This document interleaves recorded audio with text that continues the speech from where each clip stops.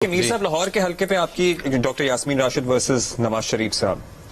دیکھیں یہ صرف لاہور کا حلقہ نہیں ہے، بہت سے حلقے ایسے ہیں پورے پاکستان میں جہاں پہ میں بڑا مقابلے کی بات نہیں کرتا، میں اصل مقابلے کی بات کرتا ہوں. جو اصل مقابلہ ہے نا وہ ہر جگہ پہ پیر صاحب کے ساتھ ہے، ڈنڈا پیر.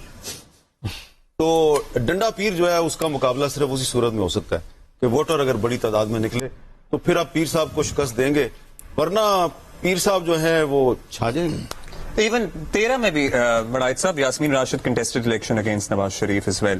سو by election Kulsoom Nawaz by election ہوا تھا 2017 میں جس میں ٹی ایل پی کا بھی ایمرجنس ہوا تھا. تو وہ الیکشن میں نے خود کور کیا تھا لاہور میں جا کر، اور اس وقت کلثوم نواز صاحبہ کیونکہ وہ یہاں پہ تھی نہیں، وہ لندن میں تھی، لیکن مریم نواز صاحبہ نے ان کی کیمپین کی. تو میرے خیال سے وہ پہلا الیکشن تھا جہاں مریم نواز نے کسی حلقے میں جا کے ریلی کی صورت میں اور ڈور ٹو ڈور کیمپین کی تھی. تو ڈاکٹر یاسمین راشد صاحبہ ویسے اگر آپ ان کی کیمپین دیکھیں بہت ہی ایکٹیو ہوتی ہیں، ڈور ٹو ڈور کیمپین کرتی ہیں، ہر گلی میں جاتی ہیں. نہیں، وہ ٹریڈ یونین ہے، وہ ڈاکٹروں کی جو یونین تھی وہاں پہ اس کی وہ صدر رہی ہیں. میں تو حیران تھا اس بات میں، سوچا کہ اور ان کی پولیٹیکل سوچ ہے. ایف جے میڈیکل کالج کی یہ پریزیڈنٹ بھی رہی ہے. جی ان کا جو بیک گراؤنڈ ہے وہ شروع سے اسٹوڈنٹ پالیٹکس. میں یہ بتا رہا تھا کہ کینسر پیشنٹ ہے اور اس کے باوجود اتنا اٹ واز ویری ریمارکیبل. لیکن اب تو دیکھیں مقابلہ نہیں، کیونکہ وہ کیمپین کر نہیں پا رہی. سر نواز شریف صاحب کی بیماری سے اٹھ کے آئے ہیں، وہ بھی بھرپور کیمپین کر رہے ہیں. یہ آپ کریڈٹ صرف کسی ایک کینڈیڈیٹ کو نہ دیں. نواز شریف صاحب تو کیمپین کر رہے ہیں اور یاسمین راشد صاحب تو کر ہی نہیں سکتی.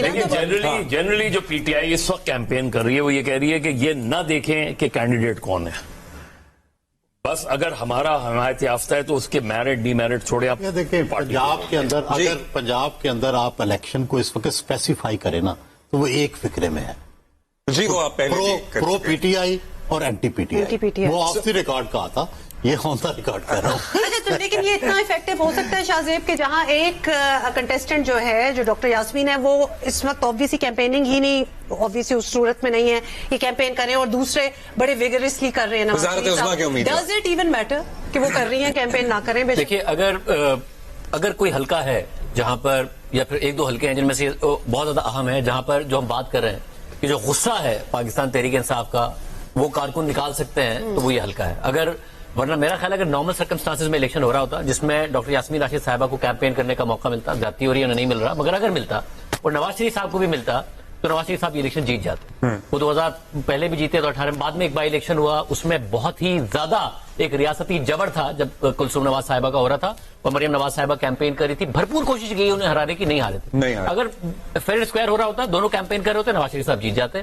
اب کیونکہ انہیں کیمپین کرنے کا موقع نہیں مل رہا، مگر یہ کہا جا رہا ہے کہ بہت غصہ ہے تحریک انصاف کے ووٹر سپورٹر میں اور وہ بہت زیادہ غصے میں، تو یہ وہ حلقہ ہے جس میں اگر ایک ہائی ٹرن آؤٹ ہوتا ہے تو پھر بازی پلٹ سکتی ہے. کوئی چانس میں اسٹینڈ کرتی ہے. غصے کا پازیٹو ایک سائیڈ ہے، ایک نیگیٹو سائیڈ ہے. اگر غصہ ہے تو اگر آپ مایوس ہو کے گھر بیٹھ جائیں گے تو پھر آپ کو نقصان فائدہ نہیں ہے. تو غصہ ہے تو پھر اگر آپ اپنی جو غصہ ہے اس کو پازیٹو ایک طریقے میں استعمال کریں اور گھر سے نکلیں اور ووٹ ڈالیں. اور یہی طریقہ ہے نا، کیونکہ ہم نے یہ دیکھ لیا کہ تحریک انصاف نے ایک طریقہ استعمال کیا کہ جی جب غصہ آیا تو سڑکوں پر نکلے، 25 مئی 2022 کو نکلے، درخت جلائے، پولیس سے لڑے، نہیں فائدہ ہوا. اس سے پہلے 2014 میں آپ پی ٹی وی پر چڑھ دوڑے، آپ لوگوں نے پارلیمنٹ پر حملہ کر دیا کیونکہ اسٹیبلشمنٹ کے رائٹ سائڈ پر آپ کھڑے تھے، اس لیے نہیں پکڑے گئے، ورنہ یہ اتنے بڑے جرائم تھے جن میں سزا ہو سکتی تھی اور خان صاحب شاید اس وقت ڈسکوالیفائی ہو جاتے. پھر آپ نے 9 مئی کو یہ کیا، تو جب آپ نے وائلنس کیا فائدہ نہیں ہوا. ووٹ کا جو دن ہے 8 فروری کا، وہ ایک دن ہے جس میں آپ ووٹ ڈالتے ہیں. شاہ زیب نے کتنی خوبصورت جی بالکل بات کہ جب آپ اسٹیبلشمنٹ کی رائٹ سائڈ پہ کھڑے تھے تو نہیں پکڑے گئے، رانگ سائڈ پہ آئے تو پھڑے گئے.